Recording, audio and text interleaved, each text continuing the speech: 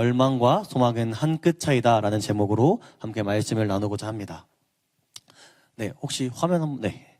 이 앞에 그림이 있는데 이 그림을 보았을 때 여러분들은 무엇이 보이시나요? 혹시 흰 수염을 가진 노인의 큰 얼굴을 보신 분 혹시 계시나요?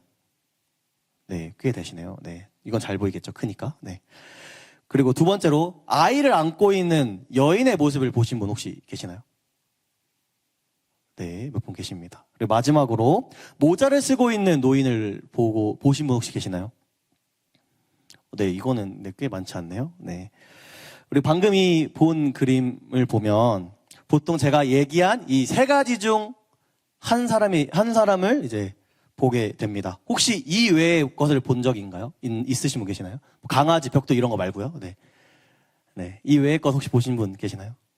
네. 혹시 있다면 이따가 끝나고 저를 찾아와 주시면 네. 제가 한번 네. 괜찮으신지 한번 상황을 눈 괜찮으신지 한번 봐보도록 하겠습니다. 네.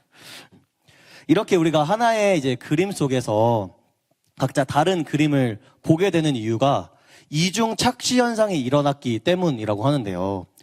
이게 무엇이냐면 우리 뇌가 대상을 익숙한 방식으로 바라보려는 경향이 있는데 이 똑같은 대상이라도 관찰자, 이걸 보는 사람의 관점에 따라 다르게 해석되어 보이는 현상이 나타난다고 하는데요. 이것을 바로 이중 착시 현상이라고 한다고 합니다. 그리고 이 해석, 관찰자가 바라보는 그 시각, 해석 또한 보는 사람의 의지에 의해서 다른 관점으로 바뀔 수 있다고 이야기합니다. 그래서 사람마다 방금의 그림을 딱 봤을 때 누군가는 이 자신의 경험이나 의지, 관점에 따라서 누군가는 흰 수염을 가진 노인의 큰 얼굴이나 혹은 아이를 안고 있는 여인 혹은 모자를 쓰고 있는 노인을 보게 된다고 하는데요. 그런데 우리의 삶도 이 그림과 같은 이 이중 착시 현상과 같은 현상이 우리 삶 가운데도 나타나기도 합니다. 우리는 무엇을 바라보고 나의 어떤 경험을 비추고 어떤 생각을 가지고 있느냐에 따라 지금 나의 삶을 대하는 마음이 달라지게 됩니다. 상황 자체가 크게 달라지지 않더라도 지금 나의 삶의 어떤 부분, 어떤 관점을 보고 있는지에 따라 누군가는 지금 나의 삶의 행복을 느끼기도 하지만 반대로 누군가는 절망을 느끼고 나의 자존감이 떨어지고 무기력해지는 경험을 하게 됩니다. 여러분 혹시 나의 삶을 바라볼 때 일이 잘 풀리지 않고 내 자신은 제대로 하는 것이 없는 것 같아서 또한 원하는 목표를 이루지 못하고 있는 나의 모습들을 볼 때면 참 내 스스로가 아무것도 안 되는 것 같고 정말 그 삶이 절망이 가득한 것처럼 느껴지지 않습니까? 세상 속에서 삶을 의미 있고 행복하게 살아가기 위한 방법들이 이러이러하다고 끊임없이 우리에게 이야기하지만 정작 그런 말은 아무것도 들리지 않고 그저 나의 모습, 나의 상황은 나아지지 않는 것을 바라볼 때 더욱더 낭망하게 되고 절망스럽게만 느껴지게 되는 모습들을 경험한 적 없으십니까? 그렇다면 정말 우리의 삶은 이렇게 절망만 가득할 수밖에 없는 걸까요? 우리가 절망이 아닌 소망과 기대가 가득한 삶을 살아가려면 어떻게 해야 할까요? 첫 번째로 자기 중심적인 시각에서 벗어나야 합니다. 오늘 말씀에서도 자신의 삶의 절망감을 느끼고 있는 한 인물이 있는데요. 그 인물은 바로 모세입니다. 오늘 말씀에서 이 모세는 하나님께서 부르셨을 때 거절하고 있는 것을 우리는 볼 수 있습니다. 그가 하나님의 부르심을 거절한 이유에는 이전 모세가 겪었던 일들을 알아야 합니다. 모세는 이전에 애굽의 왕자로서 모든 것을 누리며 살아가고 있었습니다. 그러다 자신이 애굽 사람을 죽인 것이 탄로 나면서 자신을 죽이려고 한 이 바로를 피해서 미디안 땅으로 피해 온 것입니다. 그리고 그 후에 그가 어떤 삶을 살고 있었는지는 이 출애굽기 3장 1절을 보면 알 수 있는데요. 출애굽기 3장 1절에는 이렇게 나와 있습니다. 모세가 그의 장인 미디안 제사장 이드로의 양떼를 치더니 그 떼를 광야 서쪽으로 인도하여 하나님의 산 호렙에 이르매 라고 이야기합니다. 여기서 이 치더니라는 이 동사의 히브리어 로에라는 단어에는 반복적인 동작을 나타내고 있습니다. 이것은 이 미디안에서 양을 쳤던 이 생활이 단순히 한 번 혹은 두 번 잠깐 했던 것이 아니라 이전부터 오랫동안 해왔던 것을 말해주고 있습니다. 모세가 애굽에서 도망쳤을 때 나이가 40세였고 출애굽기 3장에서 하나님을 만나게 된 시점이 모세가 80세가 되던 때였습니다. 즉 그는 미디안에서 양을 치던 생활을 무려 40년 동안 한 것입니다. 그리고 1절에서 그의 장인 이드로의 양 무리를 쳤다고 이야기하는데요.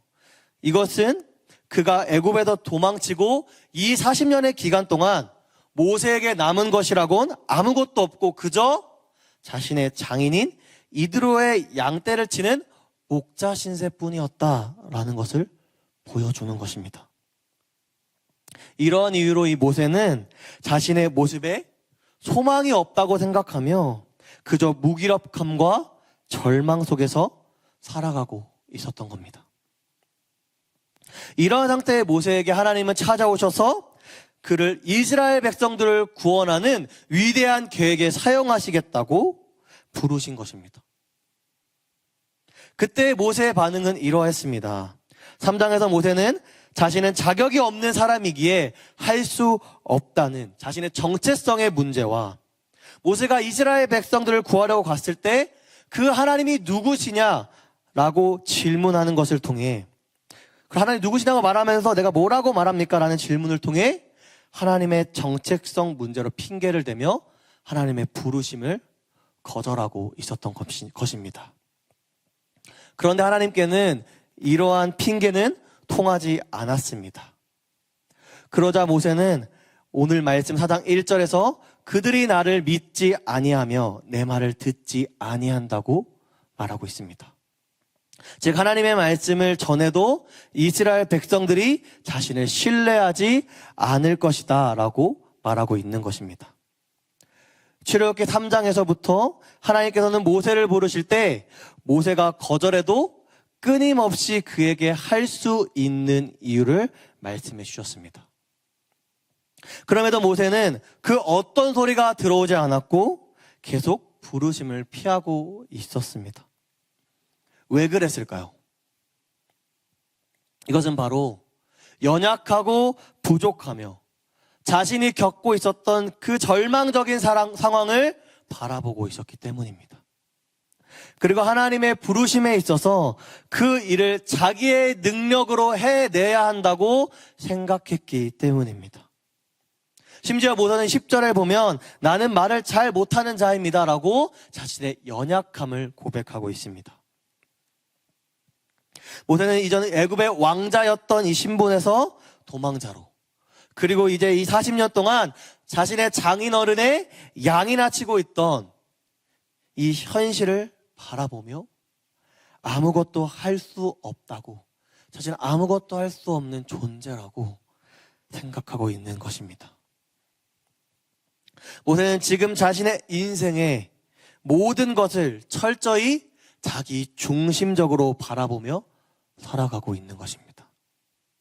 자신의 연약함들을 바라보고 있기 때문에 걱정과 두려움이 가득했던 겁니다. 이것은 하나님 앞에 겸손한 모습이 아니라 그저 자기 중심적 사고에 의한 불신입니다. 여러분의 모습을 한번 생각해 보시길 바랍니다. 여러분에게도 이와 같은 모습이 있진 않으십니까?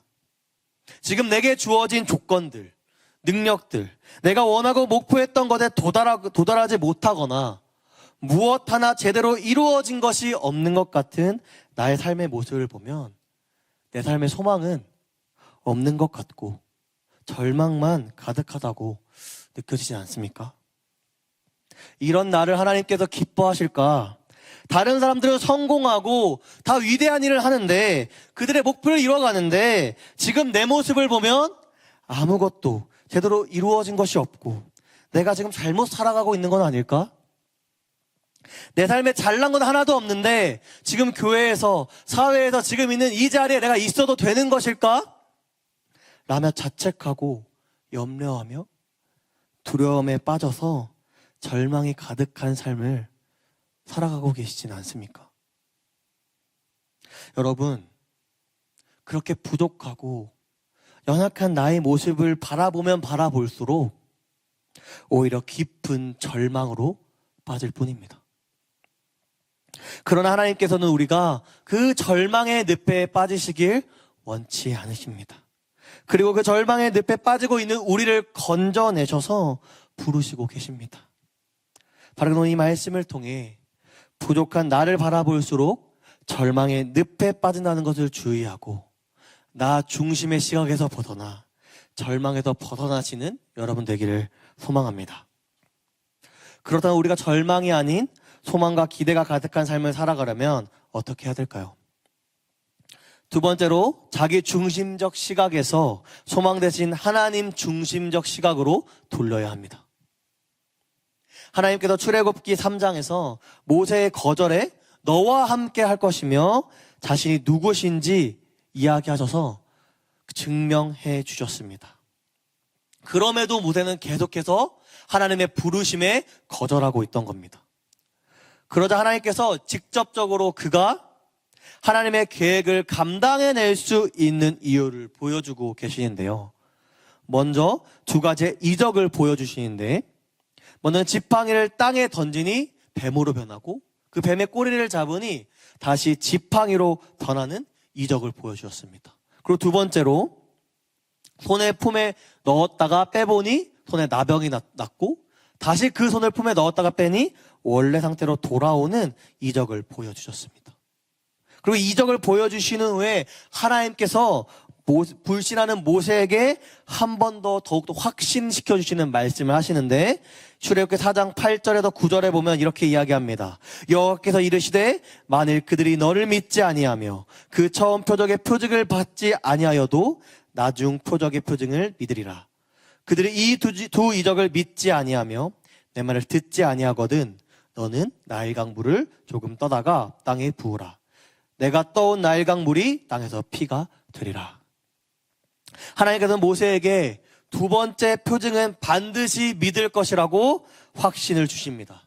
심지어 두 이적을 그들이 믿지 않으면 다음에 너가 어떻게 해야 될지를 이야기해 주시고 계십니다. 그런데 여기서 아직도 불안에 빠진 이 연약한 모세는 또다시 하나님께 저는 말을 못하는 자입니다 라는 자세로 취하고 있습니다. 그런 모세에게 하나님께서는 다시 한번 11절에서 12절 말씀에 이렇게 증명하고 계십니다. 11절에서 12절 말씀에 이렇게 나와 있는데, 여호와께서 그에게 이르시되 누가 사람의 입을 지었느냐? 누가 말 못하는 자나 못 듣는 자나 눈 밝은 자나 맹인이 되게 하였느냐? 나 여호와가 아니냐? 이제 가라. 내가 내 입과 함께 있어서 할 말을 가르치리라. 저는 개인적으로 여기서 이 12절 말씀에 이제 가라 라고 말씀하시는 것을 보면서 이런 생각이 들었는데요. 하나님께서 이 모세가 연약해서 계속해서 불안해하는 이 모세가 하도 말을 안 듣고 불안해하니까 정말 그 답답한 심정으로 모세한테 너 뭐 돼? 라고 하시는 것 같았습니다. 그래서 한편으로는 이렇게 하나님께서 확신을 주셨는데도 모세가 믿지 못하는 그 모습을 보면서 하나님께서 얼마나 답답하셨을까라는 생각이 들었는데요.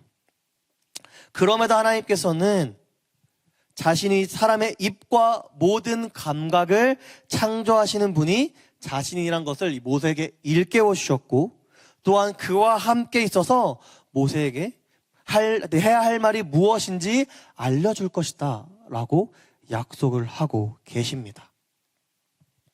우리 삶에 이만큼 확신을 주시는 분이 또 누가 있을까요? 이런 하나님의 모습은 모세에게 큰 소망을 주고 있습니다.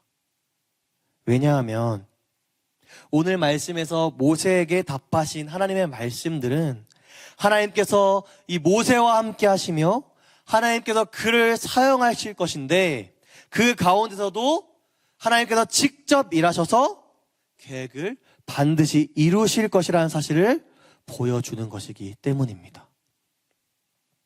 여러분, 오늘 말씀에서 모세에게 확신을 주는 하나님께서 오늘 우리에게 동일한 확신을 주십니다.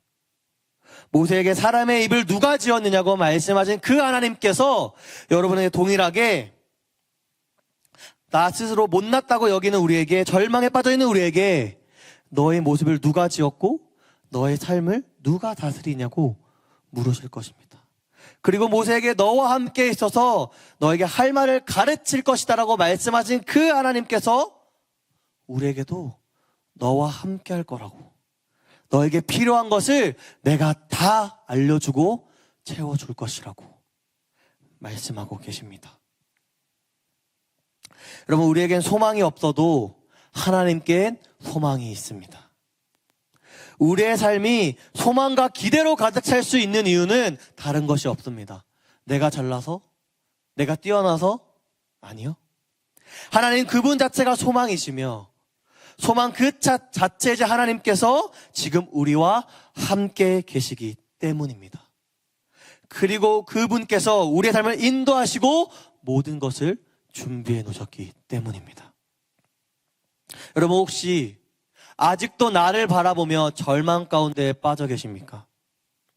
아직도 연약한 나를 바라보며 절망 속에 계신 분이 있다면 이제 그 시선을 연약한 나에서 완전하신 하나님으로 돌리십시오.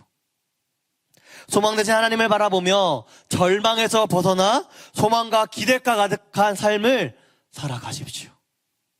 비록 지금 당장 나의 삶에 큰 변화가 없어 보일지라도 소망되신 하나님을 바라볼 때 오늘 하루가 은혜롭고 기대와 소망이 넘칠 것입니다.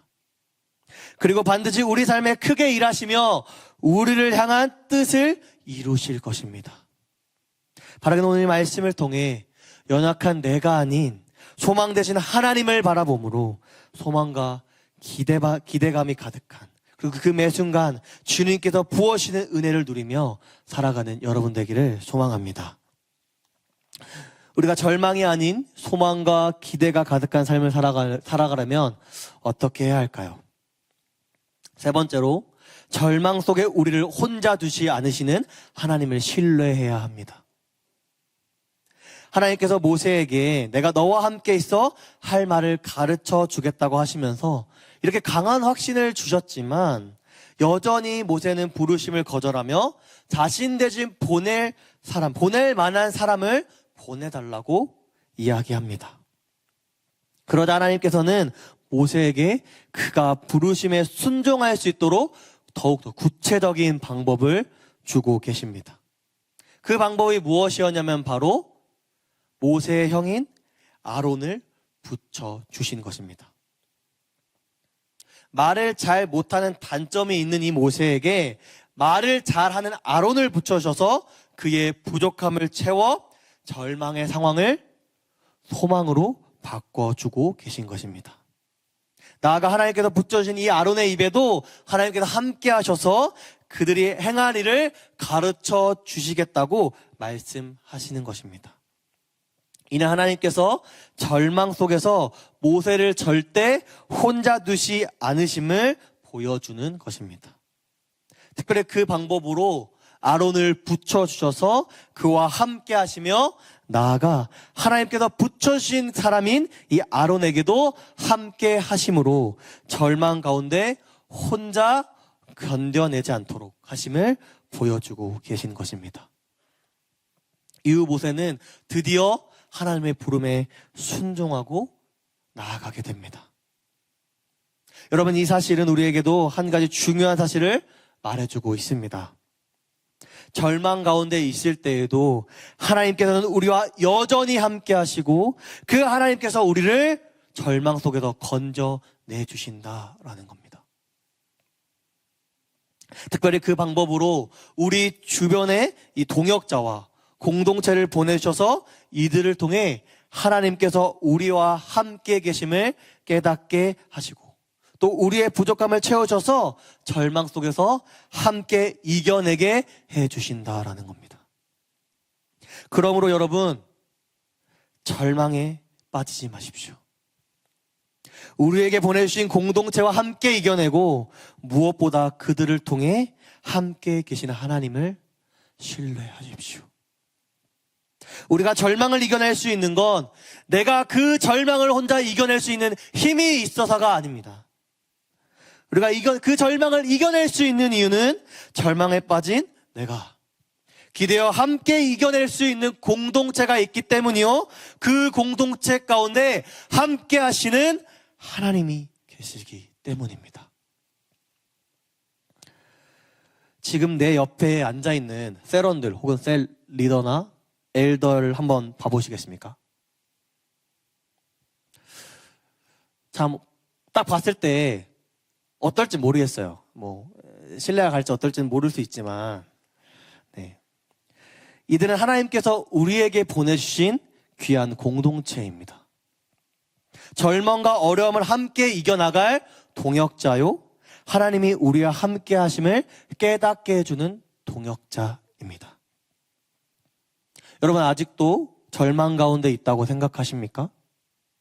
그럴 때마다 나를 위해 기도해주고 함께 어려움을 이겨나갈 지금 내 옆에 있는 동역자를 생각하십시오.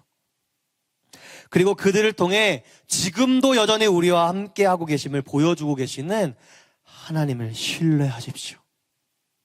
바라기는 이 말씀을 기억하며 살아갈 때 우리를 혼자 두지 않으시고 함께 이겨낼 공동체를 보내시며 우리와 여전히 함께 계시는 하나님을 신뢰함으로 절망이 아닌 소망과 기대가 가득한 삶을 살아내시는 여러분 되시길 바랍니다. 이제 말씀을 마무리하려고 합니다. 여러분, 이 절망과 소망이라는 단어의 차이가 무엇인지 아십니까? 여러 가지를 이야기하실 수 있겠지만 정말 단순한 차이가 있는데요, 그 차이는 단어의 앞글자가 다르다는 겁니다. 네. 이게 뭐지 싶으실 수도 있어요. 네. 물어봐 놓고 저게 뭔가 할 수도 있는데, 그런데요, 이 단어의 앞글자가 다르다는 이 사소한 한 끗 차이 하나가 단어가 불러오는 분위기, 그 느낌을 확 바꿉니다. 절망은 모든 바라는 것이 끊어져 희망이 없는 어두운 분위기를 연상케 하고요, 반대로 이 소망은 무언가를 기대할 수 있는 희망적인 분위기를 연상케 합니다. 단어의 앞글자 한 차이, 정말 어이없는 이 한 글자 차이가 불러오는 분위기와 느낌은 우리 삶에 엄청난 차이를 만들어냅니다. 여러분, 이처럼 우리의 삶을 대하는 자세도 마찬가지입니다. 나의 삶이 절망으로 가득하냐, 소망이 가득하냐의 차이는 이 사소한 차이 하나가 만들어냅니다. 바로 우리의 삶의 시선이 나에게로 향해 있느냐, 소망 대신 하나님께 있느냐입니다. 이 사소한 차이 하나가 우리의 삶을 절망이 가득하게 만들 수 있고, 반대로 우리의 삶을 소망이 가득한 삶으로 만들어낼 수 있습니다. 그렇다면 여러분은 어떤 삶을 살아가시겠습니까? 절망이 가득한 삶을 살아가실 것입니까?